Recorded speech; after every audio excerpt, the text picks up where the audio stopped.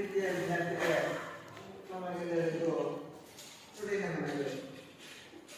ಈಗಾಗಲೇ ಹಿಂದಿನ ತರಗತಿಗಳಲ್ಲಿ ಮೊದಲ ಷಣ್ಮಾಸಿಕ ಅವಧಿಯಲ್ಲಿ ಗಣಿತ ಪಠ್ಯಕ್ರಮಕ್ಕೆ ಅನುಗುಣವಾಗಿ ಸುಮಾರು 6 ಪಾಠಗಳನ್ನು ಗಣಿತದ ಅಧ್ಯಯನ ಮಾಡಿದ್ದೀವಿ. ಅದು ಮುಂದುವರಿದಾಗ ನಾವು ಹೋಗೋಣ. ಮಕ್ಕಳೇ, ನಾನು ಆಯ್ಕೆ ಮಾಡಿಕೊಂಡಿರ್ತಕ್ಕಂಥ ಘಟಕ ಪರಿಮಾಣ ಹೋಲಿಕೆಯಲ್ಲಿ ಕೊನೆಯ ಘಟಕವನ್ನು ಆಯ್ಕೆ ಮಾಡಿಕೊಂಡಿದ್ದು ಉಪಘಟಕ. ನಿಮಗೆಲ್ಲರೂ ಕೂಡ ಹಣದ ಮಹತ್ವ, ಉಳಿತಾಯ ಮಾಡುವ ಕ್ರಮ, ವೆಚ್ಚ ಮಾಡುವ ಕ್ರಮ, ಹೆಚ್ಚುವರಿಯಾಗಿ ಕಾಯಕದ ಶ್ರಮದ ಫಲ ಅವನ್ನೆಲ್ಲರೂ ಕೂಡ ಒಂದುಗೂಡಿಸುವಂತಹ ಕೆಲಸವನ್ನು ಮಾಡ್ತೀರಿ. ಆದರೆ ಅದನ್ನ ಹೇಗೆ ಸಂಗ್ರಹಿಸಬೇಕು, ಹೇಗೆ ಸುರಕ್ಷಿತವಾಗಿರಬೇಕು ಅನ್ನೋ ಒಂದು ಪ್ರಶ್ನೆ ನಿಮಗೆಲ್ಲರೂ ಕೂಡ ಕಾಣ್ತದೆ. ಹಾಗೆ ನಿಮ್ಮ ದುಡಿಮೆಯಿಂದ ಬಂದಂತಹ ಹೆಚ್ಚಿನ ಪ್ರಮಾಣದ ಹಣವನ್ನು ಸುರಕ್ಷಿತವಾಗಿ ಇಡುವಂತಹ ವ್ಯವಸ್ಥೆಯನ್ನು ನೀವು ಕಾಣ್ತೀರಿ. Very good. ಬ್ಯಾಂಕ್ನಲ್ಲಿ ಕೂಡ ಹಣವನ್ನು ಸುರಕ್ಷಿತವಾಗಿ ಇಟ್ಟಿದ್ದು ಬ್ಯಾಂಕ್ ಸಂಸ್ಥೆಯನ್ನು ಬಳಕೆ ಮಾಡ್ತೀವಿ ಅಲ್ವಾ? ಆ ಬ್ಯಾಂಕ್ನಲ್ಲಿ ನಿಮ್ಮ ಹಣವನ್ನು ಸುರಕ್ಷಿತವಾಗಿ ಇಡಲಿಕ್ಕೆ ವಿವಿಧ ರೀತಿಯ ಖಾತೆಗಳನ್ನ ಕಾಣ್ತೇವೆ. ಹಾಗಾಗಿ ಪ್ರಮುಖವಾಗಿ ಬ್ಯಾಂಕಿನ ವಿಧಗಳನ್ನು ಮನಗಂಡಾಗ ಅಲ್ಲಿ ಎಷ್ಟು ವಿಧದ ಖಾತೆಗಳು ಕಾಣ್ತೀವಿ? ಉತ್ತರ ಹೇಳುವಂತ ನಾನು ನೆನಪು. ಎಷ್ಟು ವಿಧದ ಖಾತೆಗಳನ್ನು ನೀವು ನೋಡ್ತೀರಾ? ಇನ್ನೊಬ್ಬ ಸರಳವಾಗಿ ಹೇಳ್ಬೇಕಂದ್ರೆ ಬ್ಯಾಂಕಿನ ವಿವಿಧ ಖಾತೆಗಳು ಯಾವ? ಒಟ್ಟು ಎಷ್ಟು ಖಾತೆಗಳಿದಾವೆ? 4 ಖಾತೆಗಳಿವೆ. ಅವು ಯಾವ್ಯಾವು?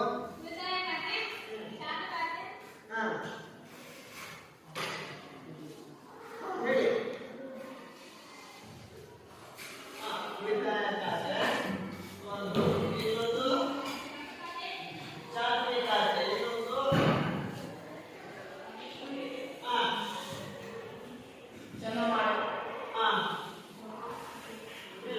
ಉಳಿತಾಯ ಖಾತೆ, ಚಾಲ್ತಿ ಖಾತೆ, ಅಮ್ಮ ಅಪ್ಪ ಕಟ್ಟಿರ್ತೇನೆ. ರಿಕರಿಂಗ್ ಡೆಪಾಸಿಟ್ ನಿಗದಿತ ಠೇವಣಿ ಖಾತೆ, ನಿಗದಿತ ಠೇವಣಿ ಖಾತೆ. ಇನ್ನೊಂದಿದೆ ವೆಚ್ಚ ಹಣ ಬಂದ್ರೆ ಅದನ್ನ ಹಿಂದಿನ ವರ್ಷಕ್ಕೆ ಅಂತೇಳಿ ಠೇವಣಿ ಮಾಡ್ತೀರಾ. ಅಲ್ಲ, ಜಾಸ್ತಿ ಫಿಕ್ಸ್ಡ್ ಡೆಪಾಸಿಟ್, ಮೊದಲಿದ ಮುದ್ರಿತ ಠೇವಣಿ ಖಾತೆ ಅಲ್ವಾ?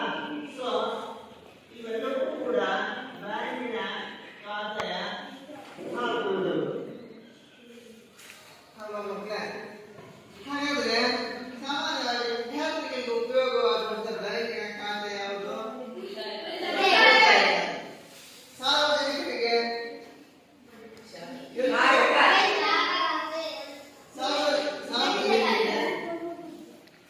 ಸಾರ್ವಜನಿಕರಿಗೆ ಜನಪ್ರಿಯವಾಗಿರ್ತಕ್ಕಂಥ ಎಲ್ರಿಗೂ ಅನುಕೂಲ ಆಗ್ತಕ್ಕಂಥ ಖಾತೆ ಯಾವುದು?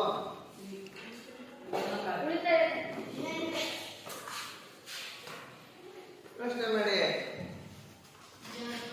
ವಿದ್ಯಾರ್ಥಿಗಳಿಗೆ ಯಾವ್ದು ಅಂತ ಹೇಳಿದ್ರೆ ವಿದ್ಯಾರ್ಥಿಗಳ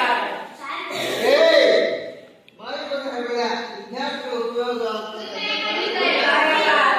ಅದೇ ತರ ಸಾರ್ವಜನಿಕರಿಗೆ ಸರ್ವರೂ ಕೂಡ ಜನಾಧಾರಣೀಯವಾಗಿ ಅನುಕೂಲಕರವಾಗಿ ಉಪಯೋಗಿಸ್ತಕ್ಕಂಥ ಖಾತೆ ಚಾಲ್ತಿ ಖಾತೆ, ಅದು ಉಳಿತಾಯ ಖಾತೆ.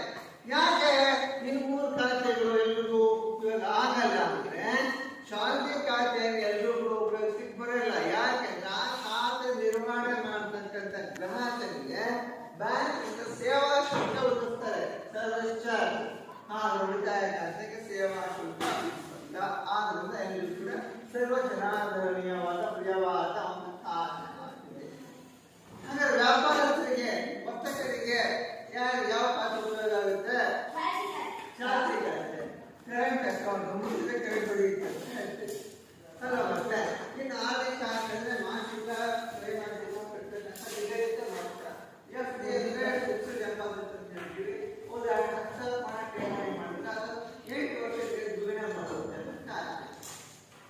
ಫಿಕ್ಸ್ ಆದ್ರೆ ನೀವು ಬ್ಯಾಂಕ್ ಠೇವಣಿ ಮಾಡ್ತೀರಲ್ಲ ಇದಕ್ಕೆ ಏನು ಕೊಡುತ್ತೆ ಹೆಚ್ಚುವರಿ ಆಗಿ ಬ್ಯಾಂಕ್ ಬಡ್ಡಿ ಏನು ಕೊಡುತ್ತೆ ಹೌದು ಹಾಗಾದ್ರೆ ಈ ಬಡ್ಡಿ ಲೆಕ್ಕಾಚಾರ ಮಾಡಿ ಎಷ್ಟು ನೀವೇ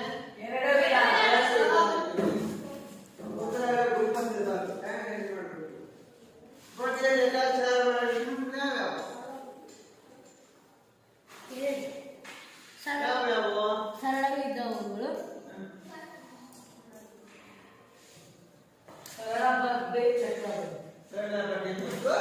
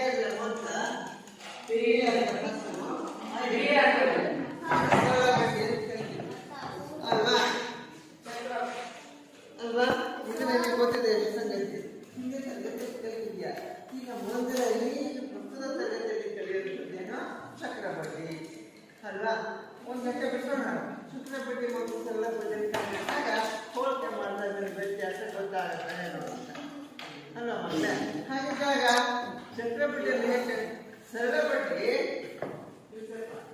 10,000 ರೂಪಾಯಿ ಬ್ಯಾಂಕ್ನಲ್ಲಿ ಸಾಲ ಹೋಲಿಕೆ ಮಾಡಿ ನಿಮಗೆ ಸರಳಪಟ್ಟಿ ಸೂತ್ರ ಮತ್ತು ಚಕ್ರಪಟ್ಟಿ ಹೇಗೆ ಕಂಡುಹಿಡಿಯಬಹುದು ಸೂತ್ರ ನಂತರ ಮುಂದುವರೆದು ಹೋಗೋದು. ಸೊ ಮಕ್ಕಳೇ ಈಗ ಸರಳ ಬಡ್ಡಿಯನ್ನು ಕಂಡುಹಿಡಿಯುವ ಸೂತ್ರ ಏನಿಲ್ಲ ನೋಡೋಣ. ಸೊ ಸರಳ ಬಡ್ಡಿಯ ಸೂತ್ರ ಅಂದಾಗ SI = CRP/100.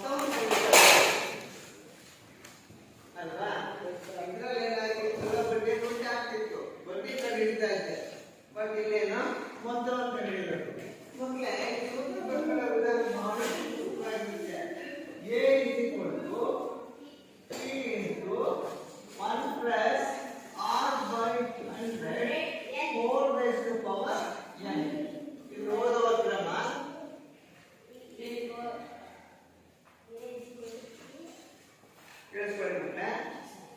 A is equal to P into 1 plus half by 100 whole raised to power n. ಅಲ್ವಾ ಮಕ್ಕಳೇ? ಇನ್ನೊಂದ್ಸತಿ ಬರೀತಾರೆ ಹೇಳ್ತೀನಿ ಈಗ.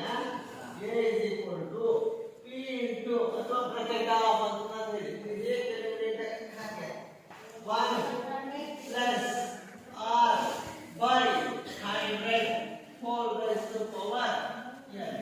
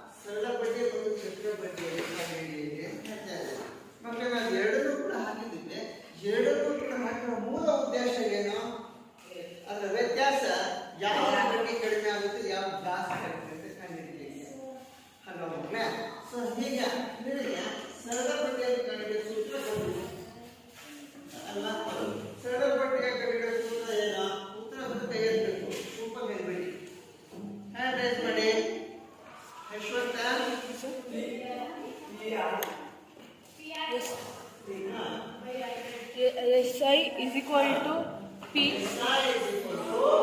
R T by 100.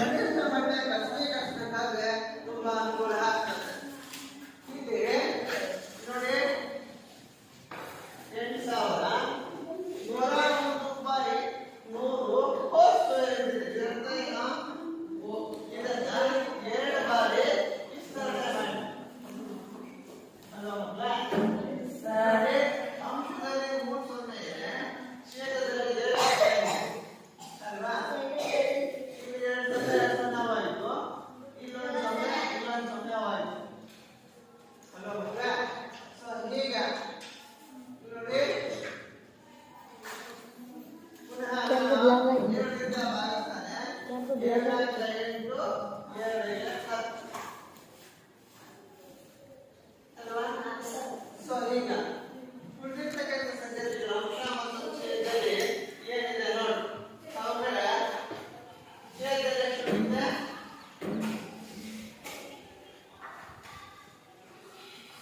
ಹಾಗೆ ಅರ್ಥಗಳು ಗೀರ್ತು ಆಗ್ತದೆ. ಹಾಗಾಗಿ ಇದನ್ನ ರಸ್ಮಿಗಿರುತ್ತೆ. ಹೀಗೆ ಹೈಟ ಬಾಕ್ಸ್ 5 20 ಈ ರೀತಿ ಬರ್ತಲ್ವಾ? ಈಗ ಲಾಸ್ಟ್ 20 ಆಗುತ್ತೆ. 1 ರಿಂದ 20 ಬರುತ್ತೆ. 21 20 ಅಲ್ವಾ? ಸೊ ಈಗ 1 20 ಕೂಡಿ 21 ಬರ್ತಾರೆ. ಸೊ ಈಗ ಇದನ್ನ ರಸ್ಮಿತಾ ಹೋಗಿ ಇದರ ಏನು ಈ ಬೆನ್ನೆಲಾಗಿರೋದ್ರಿಂದ 2 ಬಾರಿ ವಿಸ್ತರಣೆ ಮಾಡಿ 2 ಕ್ಯಾನ್ಸಲ್ ಆಗುತ್ತೆ ನೋಡಿ. 2 4 8 0 ಏನ್ ಹೇಳಿದ ಬಾಸ್ ಸರಿ ನಮಗೆ ನೋಡಿ. ಈ ಉಳಿದಿರ್ತಕ್ಕಂಥ ಸಂಖ್ಯೆ ಅಂಶದಲ್ಲಿ 20 × 21 ಬರುತ್ತೆ. ಆದ್ರೆ ಛೇದದಲ್ಲಿ 1 ಮಾತ್ರ ಉಳಿತು. 1 ಅಂದ್ರೆ 1. ಈಗ 21 × 21 ಅಂದ್ರೆ 445 ಆಗಿದೆ. ಸೊ ಈಗ ಇದನ್ನ ಗುಣಾಕಾರ ಮಾಡಿ ಇಲ್ಲಿ ಬರುವಂತಹ ಗುಣಲಬ್ಧ 8820 ಬರುತ್ತೆ. ಇದು ಮೊತ್ತ ಇದು. ಇಲ್ಲಿ ಹೋಲಿಕೆ ಮಾಡಿ ಹಸುದು 8000 ಇದೆ. ಮೊತ್ತ ಎಷ್ಟಿದೆ? 7,820 ಜಾಸ್ತಿ ಇದೆ. ಸೊ ಈಗ ಅಂಕಗಳಲ್ಲಿ ಚಕ್ರ ಬಡ್ಡಿ ಅಂದ್ರೆ ಯಾವುದು ಕಳಿತೀಯ? ಮೊತ್ತದಲ್ಲಿ ಹಸು ಕಳಿತೀಯ. ಸೊ ಮೊತ್ತ ಎಷ್ಟಿದೆ? ಹಸರು ಎಷ್ಟಿದೆ? ಹಸರು 8,000 ಇದೆ ಅಲ್ವಾ? ಹಾಗಿದ್ದಾಗ ಸ್ಥಳದಲ್ಲಿ ಏನು ಬರುತ್ತೆ? 820 ಬಡ್ಡಿ ಬರುತ್ತೆ ಅಲ್ವಾ ಮಕ್ಕಳೇ? ಸೊ ಇಲ್ಲಿ ಹೋಲಿಕೆ ಮಾಡಿ ಈ ಬಡ್ಡಿ ಯಾವ ಜಾಸ್ತಿ ಆಗುತ್ತೆ? ಚಕ್ರ ಬಡ್ಡಿ ಜಾಸ್ತಿ ಆಗುತ್ತೋ ಸರಳ ಬಡ್ಡಿ ಜಾಸ್ತಿ ಆಗುತ್ತೋ? ವ್ಯತ್ಯಾಸ 7 8 ಜಾಸ್ತಿ ಆಗುತ್ತೆ. 20 ರೂಪಾಯಿ ಜಾಸ್ತಿ ಆಗುತ್ತೆ ಅಲ್ವಾ ಮಕ್ಕಳೇ? ಅಮೌಂಟ್ ಕಡಿಮೆ ಆದ್ರಿಂದ ನಿಜ ಆಗುತ್ತೆ. ಆದರೆ ಅಮೌಂಟ್ ಜಾಸ್ತಿ ಆದಾಗ ಹೆಚ್ಚಾಗುತ್ತೆ. ಆಮೇಲೆ ನಾವು ಪರೀಕ್ಷೆಯಲ್ಲಿ ಕೇಳುವಂಥದ್ದು ಸರಳವಾಗಿರ್ತಕ್ಕಂಥ ಪ್ರಶ್ನೆ.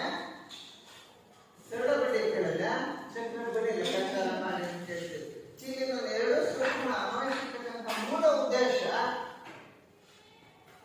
2 ಹೋಲಿಕೆ ಮಾಡಿದಾಗ ವ್ಯತ್ಯಾಸ ಯಾವ್ದಾಗುತ್ತೆ, ಯಾವ್ದು ಬಡ್ಡಿ ನಮಗೆ ಅನುಕೂಲಕ್ಕೆ ಅಂತ ಹೇಳಿಕ್ಕೆ ಈ ರೀತಿ ನಾನು ತೋರಿಸ್ತೀನಿ. ಈಗ ಇದೇ ರೀತಿ ನೀವು ಒಂದು ಸರಳವಾಗಿ ಲೆಕ್ಕ ಮಾಡ್ತೀರಾ? ತಗೊಳ್ಳಿ. ಈಗ ಪ್ರಶ್ನೆ ಈ ರೀತಿ ಇದೆ. ಇದೇ ಹೇಳಿಕೆಯಲ್ಲಿ ಸಂಖ್ಯೆಯಲ್ಲಿ ಮಾತ್ರ ಬದಲಾವಣೆ ಮಾಡ್ತೀನಂತೆ. ಕಂಡಿದ್ಯಾ? ವಾರ್ಷಿಕ 10% ಬಡ್ಡಿ ದರದಲ್ಲಿ ಸರಿನಾ ಚಕ್ರ ಬಡ್ಡಿ ಲೆಕ್ಕಾಚಾರ ಮಾಡಿದರೆ ರೂಪಾಯಿ 10,000ಗಳಿಗೆ 2 ವರ್ಷಗಳಿಗಾಗುವ ಚಕ್ರ ಬಡ್ಡಿಯನ್ನು ಕಂಡುಹಿಡಿಯಿರಿ. ಸರಿ ನಮಗೆ ಅದನ್ನೆಲ್ಲ ಕಂಡುಕೊಳ್ಳೋ ಪ್ರಯತ್ನ ಮಾಡಿ. ವಾರ್ಷಿಕ 10% ಬಡ್ಡಿ ದರದಲ್ಲಿ ಚಕ್ರ ಬಡ್ಡಿ ಲೆಕ್ಕ ಮಾಡಿದರೆ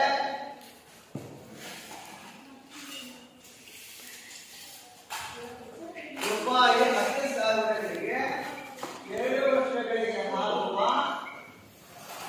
ಚಕ್ರ ಬಡ್ಡಿಯನ್ನು ಲೆಕ್ಕಾಚಾರ ಮಾಡಿರಿ.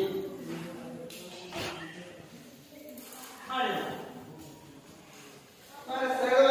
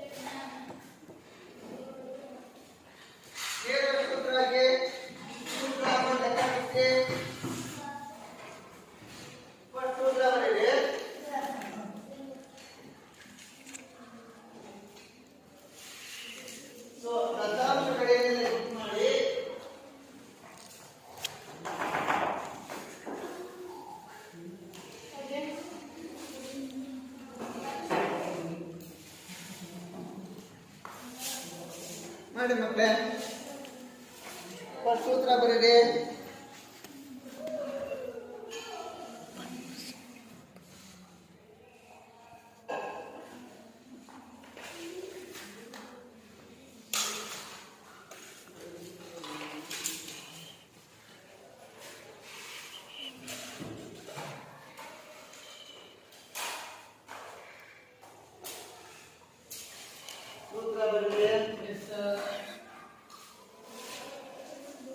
ಸೂತ್ರ ದತ್ತಾಂಶವನ್ನು ಕೊಟ್ಟಿದ್ದೀರಿ.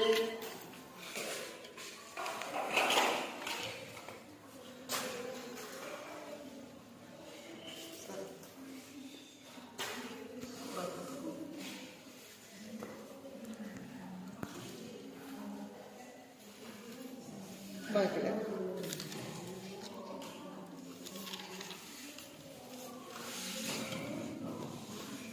ಸೂತ್ರ ಬರೆಯುವಂಥ ಕ್ರಮ ಈ ರೀತಿ ಬರೆಯುವುದು. ಫೋಕಸ್ ಮಾಡಬೇಡಿ.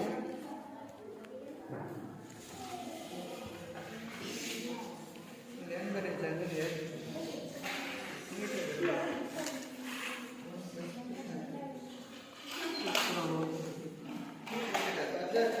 ಕೋಣ ಮಕ್ಕಳು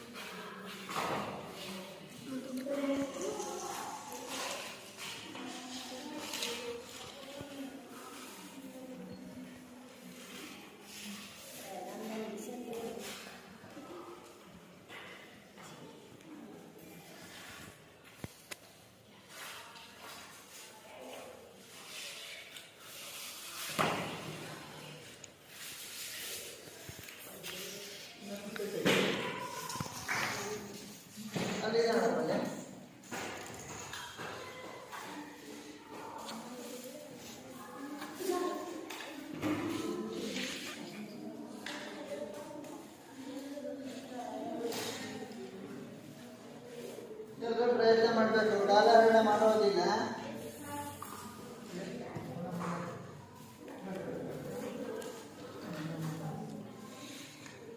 ಸೂತ್ರ ತಪ್ಪಿಲ್ಲದೆ ಬರೀರಿ. ಉತ್ತರ ಸರಿ ಅಂತ ಹಂತಗಳು ಸರಿ ಇರುತ್ತೆ. ಸೂತ್ರದ ಬರೆಯುವ ಕ್ರಮ ತಪ್ಪಿದ್ದಾಗ ನಾವು ಅಂಕ ಕೊಡ್ಲಿಕ್ಕಾಗಲ್ಲ.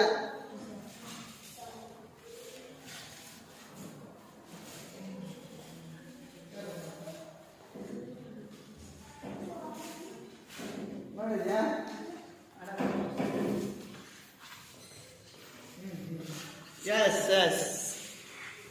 ಎಸ್ಸಪ್ಪ, ನಿನ್ನ ಗೆಳೆಯ ಒಂದು ಪ್ರಶ್ನೆ ಮಾಡ್ತಾ ಇದ್ದಾರೆ. ಒಂದು ತಪ್ಪಿದೆ ಸರ್ ಆರಂಭದಲ್ಲಿ ಸೂತ್ರದಲ್ಲಿ ಅಂತ ಹೇಳ್ತಾರೆ. ಏನು ತಪ್ಪದು?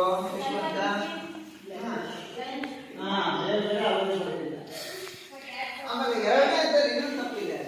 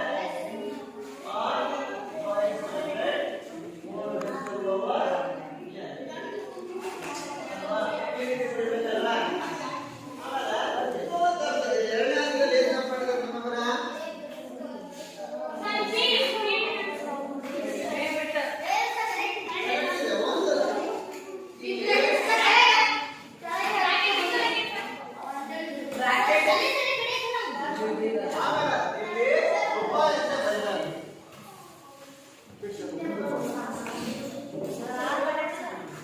ನೋಡ್ಕೊಳ್ಳಿ, ಏನಾದ್ರು ತಪ್ಪಿತ್ತಂದ್ರೆ ನೀನು ನೋಡ್ಕೊಳ್ಳಿ, ಕರೆಕ್ಷನ್ ಮಾಡಿ. ನಾವು ಹೇಳಿದ್ದೇವೆ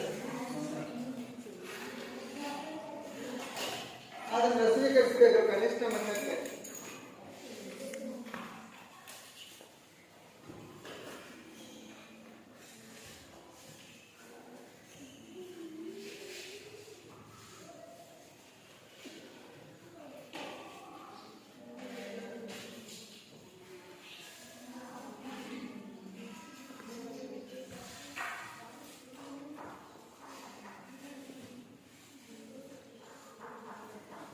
ಈಗ ನೀವುಗಳೇ ಹೇಳ್ಬೇಕು ಅವ್ನು ತಪ್ಪು ಏನ್ ಮಾಡ್ತಾ ಇದ್ದಾನೆ ಅಂತ, ಕರೆಕ್ಷನ್ ಮಾಡ್ಕೋಬೇಕು. ಮನೋಹರ ಕಟೂರ ಅವನ ಪ್ರದೀಪ ಮಾಡ್ತ ಕ್ರಮ ಸರಿ ಇದೆಯಾ? ನಿಲ್ಸಪ್ಪ, ಮನೋಹರ ಹೋಗು ಕರೆಕ್ಷನ್ ಮಾಡಿ ಏನ್ ಮಾಡಿ ತಪ್ಪ ಅಂತ.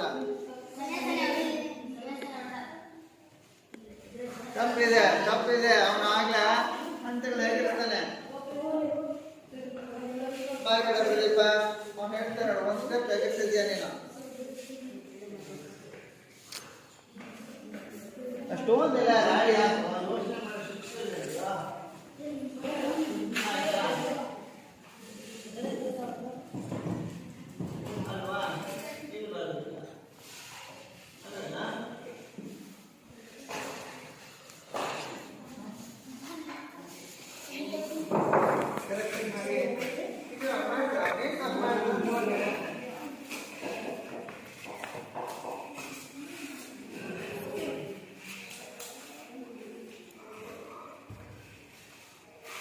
ಕೂತ್ಕೊಳ್ಳಿ. ಆಯ್ತಾ? ತೋರಿಸಿ ಮನೋಹರ ಈ ಕಡೆ ಬಾ.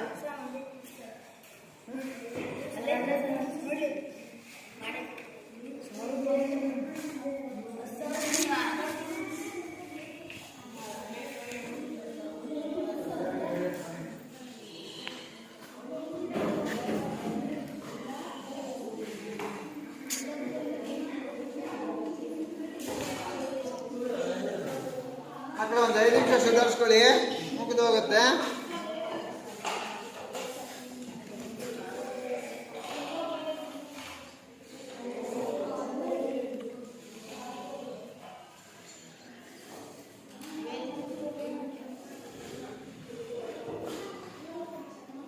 ಮೇಲಪ್ಪ ಅದ್ರ ಗುಣಲಬ್ಧ ಬರೀ.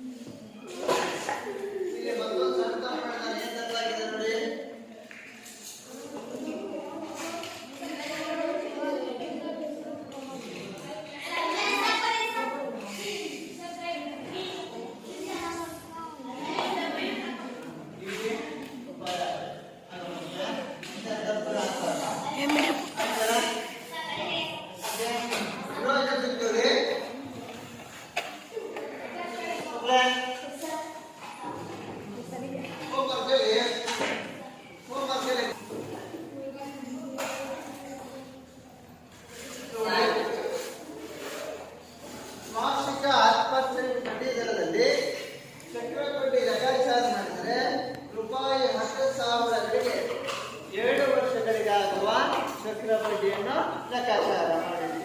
ಮಕ್ಕಳ ಸರಳವಾದ ಲೆಕ್ಕ ನಾನು ಗೃಹ ಉಳಿದಂತಹ ಸಮಸ್ಯೆಗಳನ್ನು ಅಭ್ಯಾಸದಲ್ಲಿ ಮುಂದಿನ ತರಗತಿಯಲ್ಲಿ ನಾವು